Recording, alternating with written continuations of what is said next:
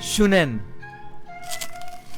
এরকম একটি ক্রিসপি মশলা দোসা এখন বাসা বসে বানিয়ে ফেলতে পারবেন। দেখেন এরকম একটি পারফেক্টলি ক্রিসপি অথেন্টিক দোসা কিন্তু আপনি খুব ইজিলি বাসা বসে বানিয়ে ফেলতে পারবেন, যেটা যে কোনো রেস্টুরেন্ট থেকে ভালো হবে। এবং এর টেস্টের ব্যাপারে যদি বলি, ভাই বোনেরা বিশ্বাস করেন, this the best masala dosa ever. তো এটা বানাতে ফার্স্টে একটি বোলের মধ্যে দিয়ে দিব আতপ চাল, সেদ্ধ কাটারি ভোগ চাল, মাসকালাইয়ের ডাল, মটর ডাল, ছোলার ডাল আর মেথি দিয়ে সবকিছু একসাথে পানি দিয়ে ধুয়ে পরিষ্কার করে নিব। এবার আমাদের চাল আর ডালের মধ্যে অল্প একটু পানি দিয়ে আমরা এটাকে ভিজিয়ে রাখবো এবং 6 থেকে 7 ঘন্টা পর বের করে নিয়ে অল্প একটু পানি দিয়ে এটাকে ব্লেন্ড করে নিয়ে একটু বোলের মধ্যে ঢেলে দিব। না আমাদের এই ব্যাটারটাকে 12 ঘন্টা ফার্মেন্ট করে নিব। ফার্মেন্টেশন হয়ে গেলে পাউডার সুগার আর লবণ দিয়ে মিক্স করে নিলে হয়ে যাবে আমাদের দোসার ব্যাটার। টাইম টু মেক দা আলু মশলা। আচ্ছা আমি কিন্তু নতুন ওয়াকটা নিয়েছি এসকেবি কুকওয়্যার থেকে এবং এটার মধ্যে দিয়ে দিব 2 টেবিলস্পুন ঘি, শুকনো মরিচ, কালো সরিষা এবং সবকিছু একসাথে একটি স্প্যাচুলার সাহায্যে নিয়ে নিব। ও আচ্ছা আমার এটাও কিন্তু এসকেবি কুকওয়্যার থেকে নেওয়া। এবার আরো দিয়ে দিব আদা, গ্রিন চিলি, পেঁয়াজ, লবণ, কারি পাতা, হলুদের গুঁড়ো এবং মরিচের গুঁড়ো। এবার ফাইনালি দিয়ে দিব সেদ্ধ আলু। নাও সবকিছু একসাথে নেড়েচেড়ে অল্প একটু পানি দিয়ে আবার একটু এভাবে নেড়েচেড়ে করে নিলে হয়ে যাবে আমাদের আলু মশলা। আমার আগে ধনেপাতা দিয়ে সবকিছু একসাথে একটু মিক্স করে নিব। আচ্ছা দোসা বানানোর জন্য কিন্তু লাগবে একটি দোসা তাওয়া। আমার এই দোসা তাওয়াটা কিন্তু নেওয়া এসকেবি কুকওয়্যার থেকে, যেটা পিওর স্টেনলেস স্টিল বডি এবং এটায় আছে 5 layer long lasting non stick marble coating. না আমাদের দোসার ব্যাটারটা আমাদের প্যানটার উপর দিয়ে এভাবে করে গোল গোল করে ঘুরিয়ে নিব এবং উপর দিয়ে অল্প একটু ঘি ব্রাশ করে দিব। নাও দিয়ে দিচ্ছি আমাদের আলু মশলা। এবার দোসাটা ভাজা হয়ে গেলে এবং গোল গোল করে নিলে হয়ে যাবে আমাদের পারফেক্ট ক্রিসপি দোসা। এখানে এরকম